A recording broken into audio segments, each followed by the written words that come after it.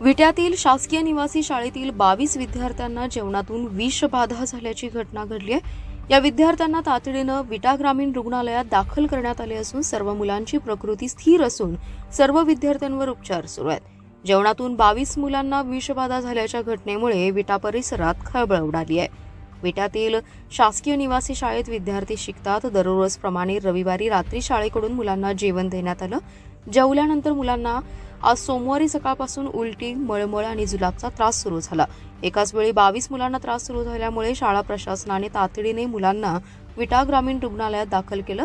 आज सकाळी 11च्या सुमारास पोटदुखी, उलटीचा त्रास होऊ लागल्याने शासकीय निवासी शाळेतील 5 मुलांना घेऊन उपचारासाठी विटा ग्रामीण रुग्णालयात आले होते। त्यानंतर डॉक्टरांना शंका आल्याने मुलांकडून चौकशी केली असता रात्री खाल्लेल्या जेवणातून मटणातून विषबाधा झाली असल्याचे निष्पन्न झाले। तर 22 मुलांवर विटा ग्रामीण रुग्णालयात उपचार सुरू आहेत।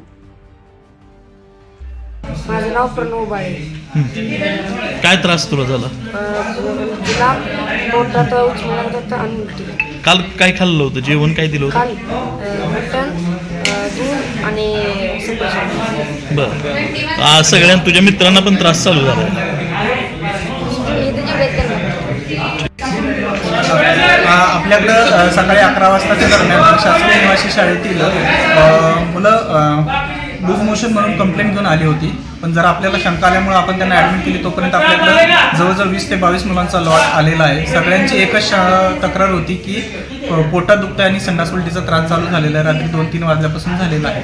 त्यातले 2 मुलं जरा जास्त डिहायड्रेट होते, त्यांना आपण ट्रीटमेंट घेतलेली आहे। सर्व मुलांना आपण IV कनेक्ट केलेलं आहे। या मुलांच्या बाबतीत एकच आहे की त्यांनी कालचं जे नॉनव्हेज जेवण खाल्लं होतं त्याच्यामुळे ही विषबाधा असण्याची शक्यता आहे। अजून त्यात आपण गॅरंटेड ते सांगू शकत नाही, परंतु ट्रीटमेंट आपण सर्वांना चालू केलेली आहे। आणि तसंच काही जर वाटलं तर आपल्याकडं ॲम्ब्युलन्स स्टँड बाय ठेवलेले आहेत। जर पुढं रेफर करायची वेळ आली अतिदक्षता विभागाला तरी त्याची सोय केलेली आहे।